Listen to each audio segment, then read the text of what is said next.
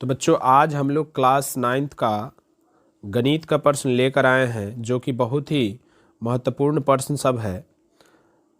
कल आपके 28 दिसंबर को गणित प्रश्न का एग्ज़ाम होने वाला है, तो इसी वजह से हम कुछ ऑब्जेक्टिव प्रश्न लेकर आए हैं। तो चलिए बहुत ही महत्वपूर्ण प्रश्न सब है, तो चलिए क्वेश्चन को देखते हैं, है ना। पहला क्वेश्चन है आपका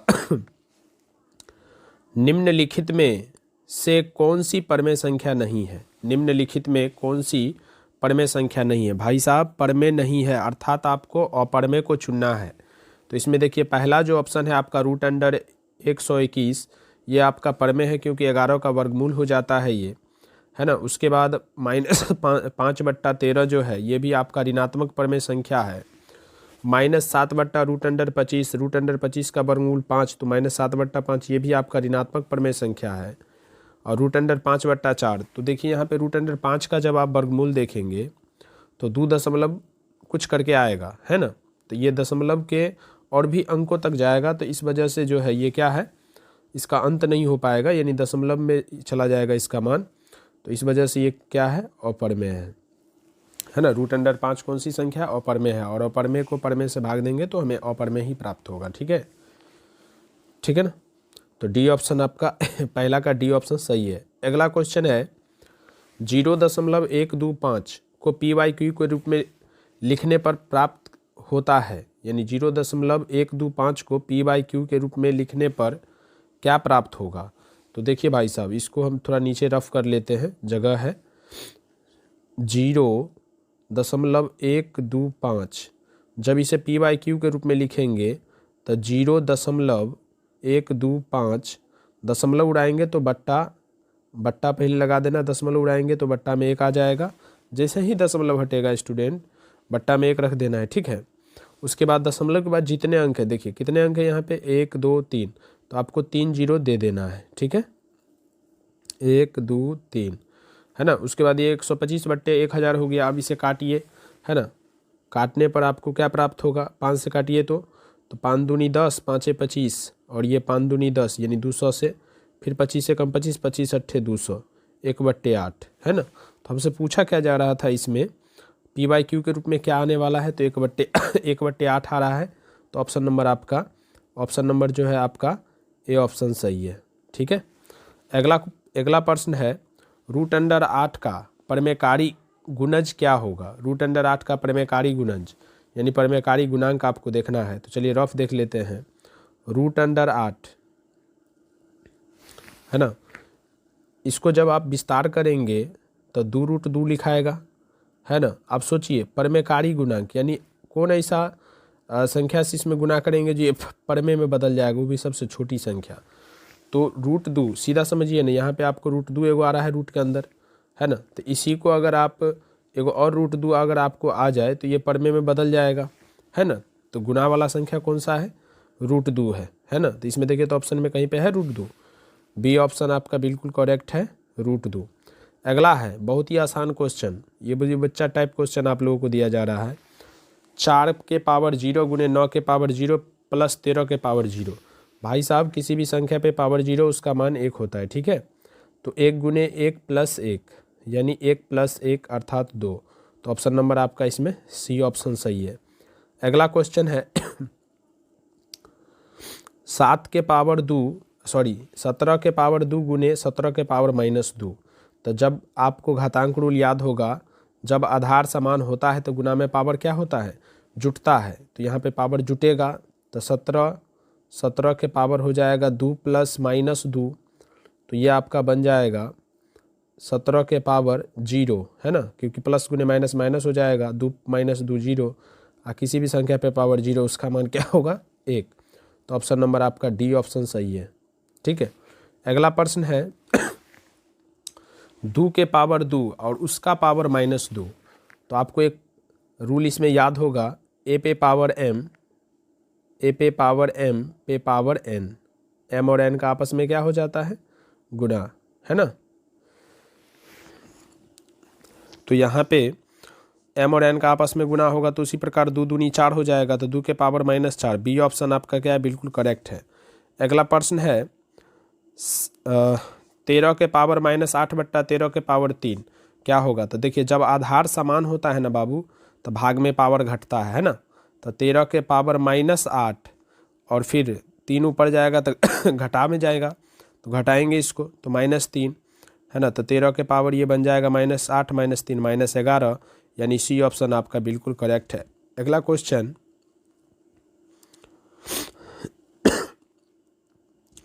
निम्नलिखित में कौन सा दो चरों में रैखिक समीकरण नहीं है? यानी दो चर में रैखिक समीकरण नहीं है। रैखिक का अर्थ उसका घात 1 होना चाहिए, या दो चर यानी दो चर में वो समीकरण होना चाहिए, उसका पावर भी देखना है 1 है। यहाँ पर देखिए बी ऑप्शन आपका रैखिक समीकरण है, क्योंकि ये x और y दोनों है, दोनों का पावर अधिकतम 1 है। ये भी आपका रैखिक समीकरण है क्योंकि x का पावर 1 y का पावर 1 है। ये भी आपका रैखिक समीकरण है क्योंकि x का पावर 1 और y का पावर 1 है। यहाँ पर ए ऑप्शन आप गौर से देखेंगे तो ये रैखिक समीकरण नहीं है, x का पावर 2 है और y का पावर 1 है, तो x² + y = 0, ये आपका रैखिक दो चरों में रैखिक समीकरण नहीं हुआ। ठीक है, ये अधूरा है। अगला क्वेश्चन है 9 नंबर, यदि x = 0 और y = 2 तो समीकरण x - 2y = k का हल है, तो k का मान क्या होगा? तो भाई साहब बहुत ही आसान क्वेश्चन है ना। x बराबर आपको 0 है तो x के जगह पर 0 रख दो, y बराबर -2 है तो y के जगह पर -2 रखेंगे। तो इसका सल्यूशन आप करके यहाँ पे देखते हैं, 0 - 2 और फिर आपका यहाँ पे मान था y का 2 है ना, 2 = k है ना। तो यहाँ से 0 - 4 = k। इस प्रकार से हम कह सकते हैं कि k बराबर -4।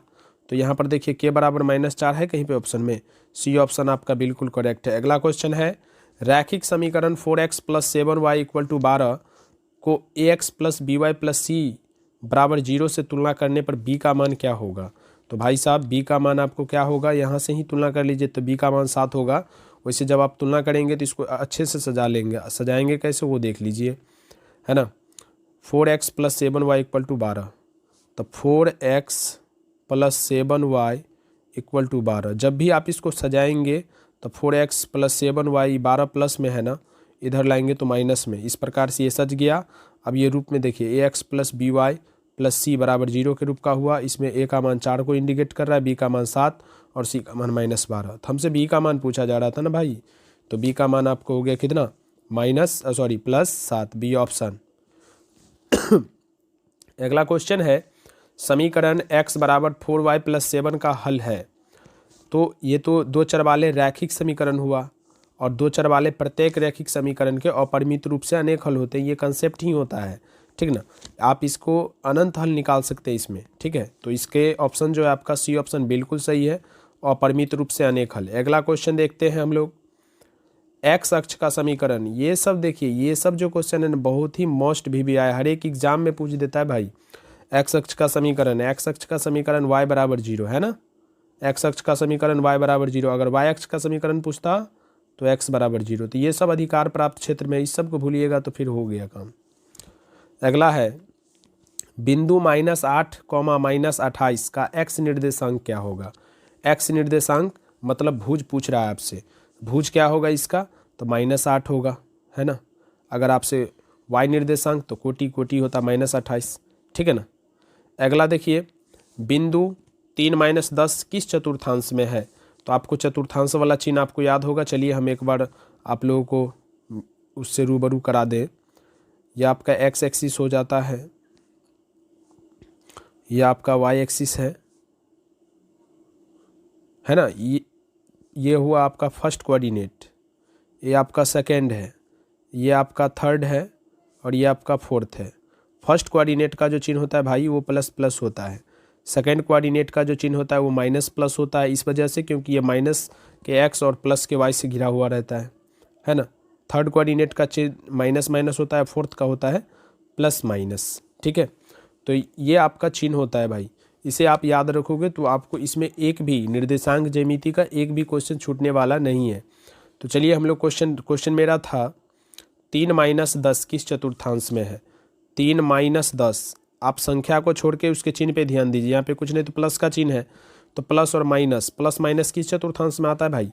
+- फोर्थ कोऑर्डिनेट में आ रहा है, यानी चतुर्थांश में। तो इसमें देखिए कहीं पे है डी ऑप्शन आपका बिल्कुल सही है, चतुर्थ चतुर्थांश। अगला, बिंदु -7 9 की कोटि का मान। देखिए एक बात और आपको समझा दे, जब भी युग्म में लिखा जाता है तो पहला x और दूसरा y का मान होता है। जो x का मान होता है उसको भुज बोलते हैं और जो y का मान होता है उसको कोटि बोलते हैं भाई, ठीक है। तो हमसे यहाँ पे क्या पूछा गया बाबू, कोटि, तो कोटि यहाँ पर क्या हो जाएगा, 9 हो जाएगा, है ना, y का मान। अगर भुज पूछता तो -7 हो जाता। वृत्त की सबसे बड़ी जीवा क्या कहलाती है, तो वृत्त का व्यास कहलाती है। वृत्त की सबसे बड़ी जीवा वृत्त का क्या होता है, व्यास। अगला क्वेश्चन है, अच्छा ये फिर से रिपीट कर गया, अगला क्वेश्चन हम लोग देखें। यदि m चाप AB बराबर 50 डिग्री, तो m जो मतलब माप उसका है, चाप BA का, BA किसके इक्वल है ना। तो ये आपको वृत्त से लिया गया क्वेश्चन है ना। आप हम एक फिगर के अकॉर्डिंग आपको हम समझा दें। ये मान लीजिए फिगर है, वृत्त है और ये आपका मूल बिंदु है, इसको मान लेते हैं O है, ठीक है। प्रश्न क्या था आपका, AB। चाप को उसके द्वारा नोटेड करते हैं, चाप के जैसे चिन्ह दे देते हैं उसमें। तो अगर AB चाप को हमको लिखना है ना, तो इस पे AB पे इस प्रकार लगा देंगे, तो ये भी चाप लिखा गया, AB एक चाप है, ठीक है। और पीछे में M यानी उसका माप, यानी चाप जो है केंद्र पर कोई कोण अंतरित कर रहा है। तो केंद्र पर कितने डिग्री का कोण अंतरित कर रहा है, 50 डिग्री का। कितने डिग्री का, 50 डिग्री का। हमसे पूछा जा रहा है, बताइए BA चाप द्वारा केंद्र पर कितना अंतरित किया जा रहा होगा कोण। तो देखिए BA यानी इस तरह से चाप को घुमाया गया, है ना। हम जानते हैं वृत्त के केंद्र पर बने कोणों का योग 360 डिग्री होता है। जब ये 50 डिग्री है तो इधर वाला कोण आपका कितना हो जाएगा, BA चाप की बात हो रही है ना, BA चाप द्वारा केंद्र पर अंतरित कोण। तो 360 डिग्री और -50 डिग्री, 360 में से 50 को घटा लेंगे। बहुत ही आसान क्वेश्चन था, है ना। थोड़ा सा आपको इसमें दिमाग लगाना था बस। 0 से 0 गया 0, 0 में से 0 गया 0, 6 में से 5 गया 1, 3, 310 डिग्री है कहीं पे 310। ऑप्शन नंबर डी सही है बिल्कुल, है ना। अगला क्वेश्चन है, यदि किसी वृत्त की त्रिज्या 17.5 सेंटीमीटर हो तो उस वृत्त की अधिकतम लंबाई वाली जीवा कौन सी होगी। देखिए वृत्त की अधिकतम लंबाई वाली जीवा वृत्त का व्यास होता है और हमको त्रिज्या 17.5 सेंटीमीटर दी गई है, तो व्यास क्या हो जाएगा, उसकी दुगुनी हो जाएगी। 17.5 का दुगुना अगर हम करेंगे तो 17 दूना 34 और 5 दूनी 10, 34 में 1 जोड़ेंगे तो 35। ऑप्शन नंबर आपका सी सही है। अगला क्वेश्चन, यदि किसी वृत्त की जीवा की लंबाई 6 सेंटीमीटर है और केंद्र से जीवा पर डाले गए लंब की लंबाई 4 सेंटीमीटर है, तो त्रिज्या की लंबाई क्या होगी। देखिए भाई 19 नंबर क्वेश्चन जो है ना, ये 10th के बोर्ड के एग्जाम में भी पूछा जाता है। चलिए इसका हम एक सोल्यूशन आप लोगों को करके दिखा दें। ये आपका एक वृत्त है, ठीक है, ये क्या है, आपका एक वृत्त है और इसमें क्वेश्चन में आपको बोला गया है कि वृत्त की जीवा की लंबाई 6 सेंटीमीटर है। मान लीजिए वृत्त ये आपका केंद्र, मान लीजिए ये केंद्र है और ये मान लीजिए आपका ये जीवा है। AB आपका वृत्त का क्या है, जीवा, और वृत्त के जीवा की लंबाई ये है 6 सेंटीमीटर। कितना है, 6 सेंटीमीटर। अब इसमें पूछा जा रहा है, इसमें कह रहा है कि केंद्र से जीवा पर डाले गए लंब की लंबाई 4 सेंटीमीटर है। तो केंद्र से वृत्त का केंद्र है ना, केंद्र से जीवा पर डाले गए लंब की लंबाई कितनी है, 4 सेंटीमीटर। एक कंसेप्ट आप याद होगा आप लोगों को, वृत्त के जीवा पर, केंद्र से वृत्त के जीवा पर डाला गया लंब जीवा को 2 बराबर भागों में बांटती है ना। तो जब ये जीवा 6 सेंटीमीटर था तो ये 3-3 में बटेगा ना, 3-3 सेंटीमीटर में। तो ये भाग आपका 3 सेंटीमीटर, ये भाग आपका, ये वाला आपको 4 सेंटीमीटर पता ही है। ये आपका वृत्त के त्रिज्या को सूचित करता है। अगर गौर से देखेंगे तो एक समकोण भी बना रहा है। तो समकोण में आपको ये आधार पता है, लंब पता है, कर्ण नहीं निकलेगा, कर्ण आराम से निकलेगा भाई। कर्ण बराबर होता है √अंडर लंब स्क्वायर प्लस आधार स्क्वायर। लंब मान लीजिए 4, 4 का वर्ग 16 और आधार हो गया 3, 3 का वर्ग 9, 16 9 25 और 25 का वर्गमूल 5। तो 5 सेंटीमीटर वृत्त की त्रिज्या है। और ये क्वेश्चंस आपके बोर्ड एग्जाम में भी पूछे जाते हैं, 10th के बोर्ड एग्जाम में, तो इसको थोड़ा अच्छे से देख लें। अगला क्वेश्चन है, PQ और RS O केंद्र वाले एक वृत्त की 2 समान जीवाएं इस प्रकार है कि कोण POQ बराबर 75 डिग्री है, तो कोण ROS का मान क्या होगा। चलिए हम इसको थोड़ा सा मिटा लेते हैं, है ना। उसके बाद इसका भी हम विश्लेषण आपको करके बता देते हैं।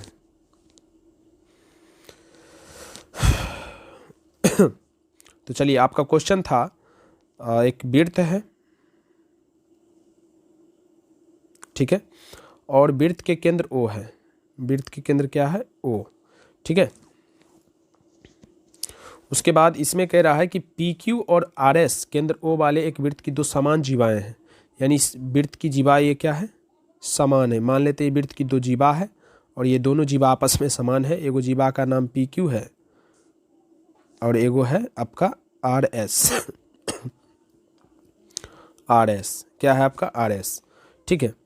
उसमें कह रहा है कि ये जो है POQ 75 डिग्री का कोण बना रहा है। POQ कितना डिग्री का कोण अंतरित कर रहा है केंद्र पर, 75 डिग्री का। तो पूछ रहा है बताइए ROS क्या करेगा, कोण ROS कितना डिग्री का बनाएगा। तो एक कंसेप्ट आपको याद होगा, समान जीवा द्वारा वृत्त के केंद्र पर बनाया गया कोण भी समान होता है, ठीक नहीं, यानी बराबर जीवाओं के द्वारा वृत्त के केंद्र पर बनाया गया कोण भी बराबर होता है। तो जब ये 75 डिग्री है भाई तो ये भी 75 डिग्री होगा। ये सब कॉन्सेप्ट है ना। तो ये भी आपका बी ऑप्शन हो जाएगा सही, 75 डिग्री। अगला क्वेश्चन घनाभ का आयतन क्या होता है। देखिए कितना आसान क्वेश्चन पूछा है, घनाभ का आयतन क्या होता है। तो घनाभ एक 3D आकृति, इसमें लंबाई चौड़ाई ऊंचाई होगा, आयतन में तीनों का गुणनफल, LBH, सी ऑप्शन सही। चलिए, यदि किसी घन की भुजा की लंबाई 5 सेंटीमीटर है तो उसकी आयतन क्या होगी। तो घन की भुजा की लंबाई 5 सेंटीमीटर, उसका आयतन पूछा जा रहा है। तो घन का आयतन क्या होता है, भुजा क्यू होता है ना, 5 सेंटीमीटर भुजा देल है, इसका घन कर देंगे तो 125, 5 25 पंचे 125, 125, तो 125 है कहीं पे। ए ऑप्शन आपका बिल्कुल सही है। अगला क्वेश्चन 8 सेंटीमीटर व्यास वाले वृत्त का क्षेत्रफल क्या होगा। 8 सेंटीमीटर व्यास वाले, चलिए इसे मिटा लेते 8 सेंटीमीटर व्यास, तो त्रिज्या आपका 4 सेंटीमीटर हो जाएगा। वृत्त का क्षेत्रफल क्या बनेगा, पाई आर स्क्वायर, है ना। पाई का मान 22/7, आर का मान 4 × 4, है ना, सेंटीमीटर स्क्वायर। 4 चौका 16, 22 चौके 88, 88 चौके देख लीजिए। तो दशमलव में है भी, पाई में है भाई साहब, पाई में आंसर है तो पाई का मान हम पुट नहीं करेंगे, पाई को कांस्टेंट ही रहने देंगे। तो पाई 4 चौका 16 यानी 16 पाई, 16 पाई है कहीं पे। ए ऑप्शन आपका बिल्कुल सही है। अगला क्वेश्चन देखते हैं। किसी बेलन की त्रिज्या तथा ऊंचाई दुगुनी करने पर इसका वक्र पृष्ठ का क्षेत्रफल क्या हो जाएगा। किसी बेलन की त्रिज्या तथा ऊंचाई को दुगुनी करने पर इसका वक्र पृष्ठ का क्षेत्रफल क्या हो जाएगा। तो इसको भी जांच करके देख लेते हैं क्या होने वाला है। चलिए इसको मिटा लें।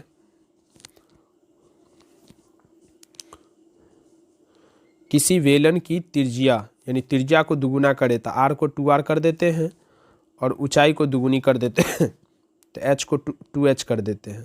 तो हमसे पूछा क्या जा रहा है, इसके वक्र पृष्ठ का क्षेत्रफल। बेलन का वक्र पृष्ठ क्षेत्रफल होता है 2πrh, है ना, क्या होता है 2πrh।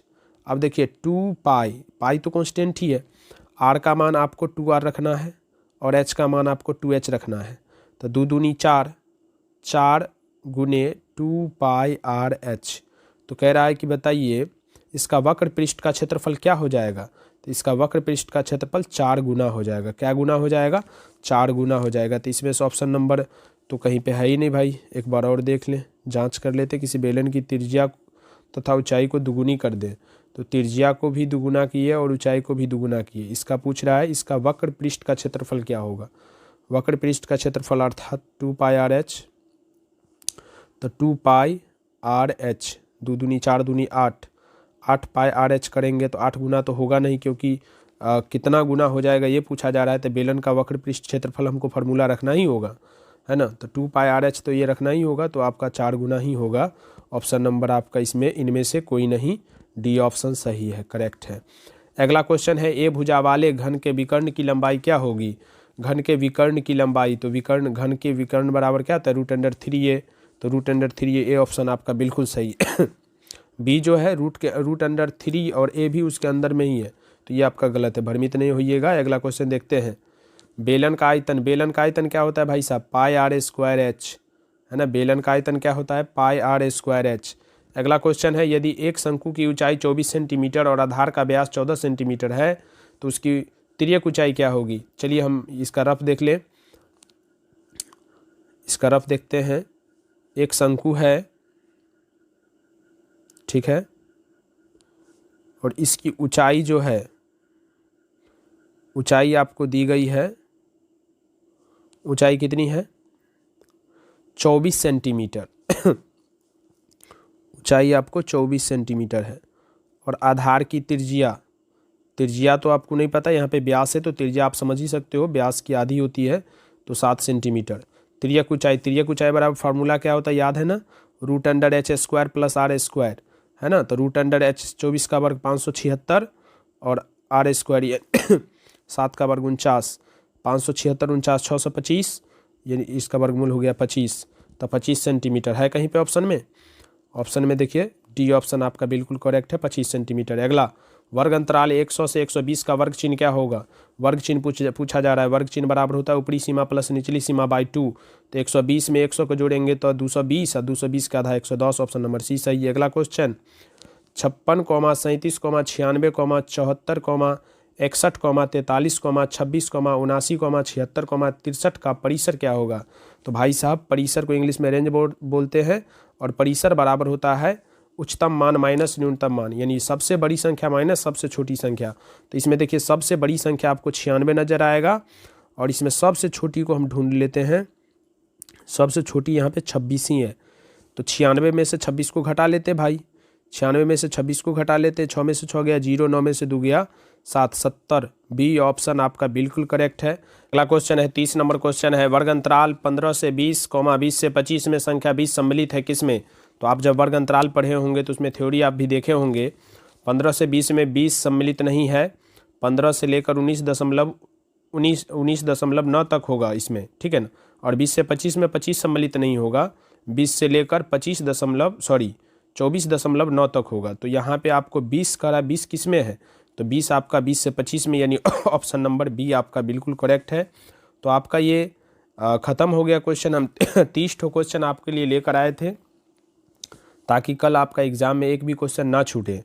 28 दिसंबर का एग्ज़ाम आपका बहुत ही अच्छा गुजरेगा, हमें उम्मीद है। और देख लीजिएगा सभी क्वेश्चंस इंपॉर्टेंट है आपके लिए, और जब आप एग्ज़ाम देने जाएंगे तो शायद आपको कुछ वहाँ अच्छा देखने को मिलेगा। चलिए, जय हिंद, जय भारत।